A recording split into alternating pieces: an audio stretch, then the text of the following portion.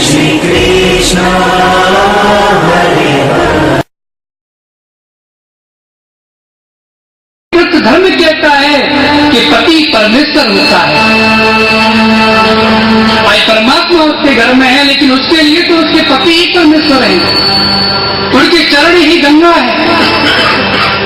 उनकी एक एक सेवा उसके लिए भक्ति है।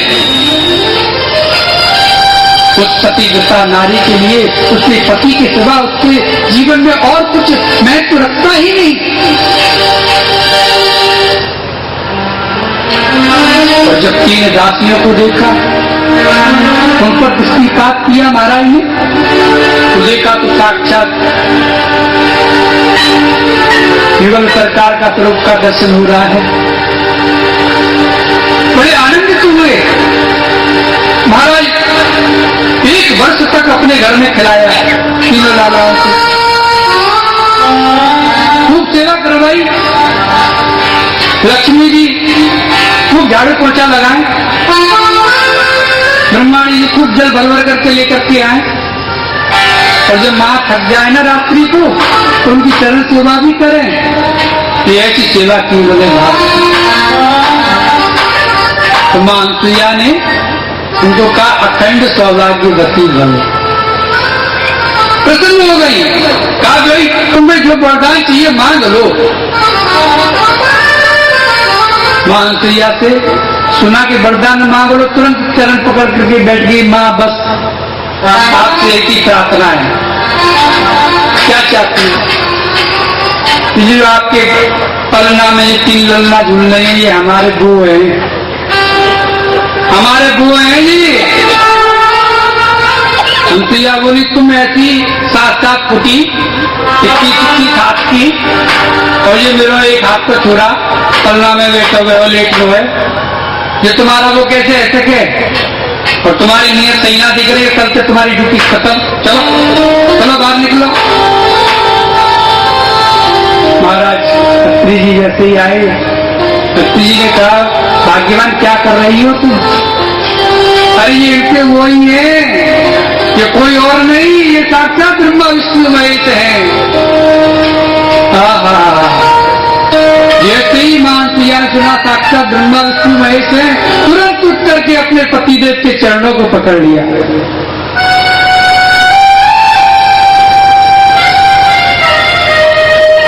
देखिए सबसे पहला गुरु कौन होता है? विवाहिता स्त्री का सबसे पहला गुरु उसका पति होता है। कि गुरु गोविंद दो खड़े, कि गुरु गोविंद दो खड़े, और काके लागू पाए, बलिहारी गुरु आपको जो गोविंद दियो बताओ। प्रभु आपके चरणों को मैं प्रणाम करती हूँ, जो आपके चरणों ने मुझे आज मेरे परमात्मा का दर्शन करा दिया।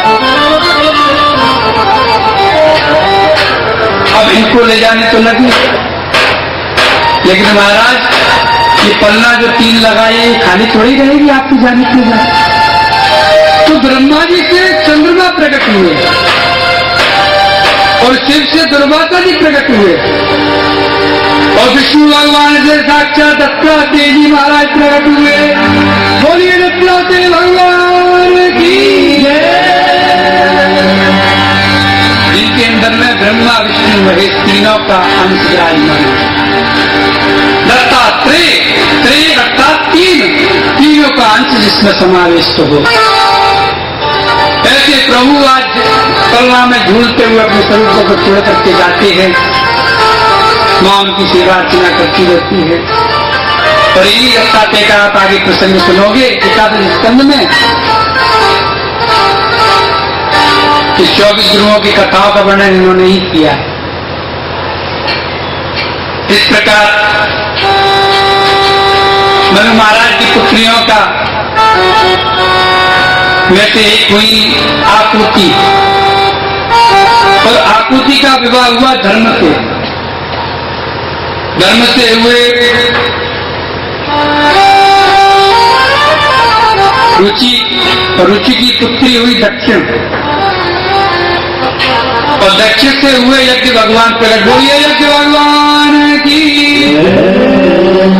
इनमें जो आहुति दी जाती है यज्ञ में, उनको दूषित देवता प्राप्त करते हैं।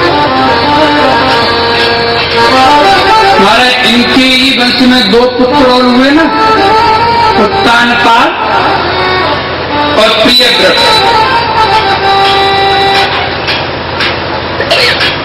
अब जो हमारे उत्तानपाद हैं, उत्पाद उत्तानपाद, इनका जन्म हुआ तो ये ऊंचे पैर करके आए, पैर ऊपर और शरीर नीचे। तो इनका ऊपर पैर देखा तो पिताजी ने नाम रख दिया उत्तानपाद। अब उत्तानपाद का विवाह हुआ सुरुचि से और सुनीति से। इनका विवाह हुआ सुरुचि और सुनीति से, और विवाह से हुए एक पुत्र तो हुए ध्रुव जी, और दूसरे हुए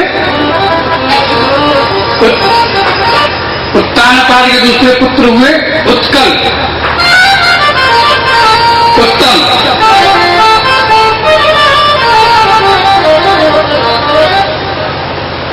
जब उत्तानपाद की 2 पत्नियां हो, सुरुचि और सुनीति, तो जीवात्मा के पास में संसाधन जुटे हो तो वो किसकी सुनेगा जी? कोई नीति की बात आपसे ज्यादा कहे तो आपको नींद आएगी, आप जवाइयां लेने लगेंगे। और कोई आपको खाने पीने की या घूमने फिरने की बात करेगा तो आप क्या कहेंगे जी? तुरंत चलिए, कोई सिनेमा दिखाने की कह दे आपसे, कैसी भी रद्दर से रद्दर पिक्चर लगी हो, लेकिन आप 3 घंटा उसमें लगा दोगे। लेकिन कोई कथा की कह दे, सत्संग की कह दे तो क्या कहोगे? अरे हमको तो अभी काम है, अरे हमारे यहाँ तो फलाने रिश्तेदार आ गए हैं, अभी उनको देखना है। इसी प्रकार जो उत्तानपाद हैं, उनका मन हमेशा अपनी पत्नी सुरुचि में ज्यादा रहता है, क्योंकि वो सुंदर है, सुशील तो उसमें नहीं है, सुशीलता की गुण नहीं है, लेकिन सुंदर है, हमेशा श्रृंगार करके रहती है।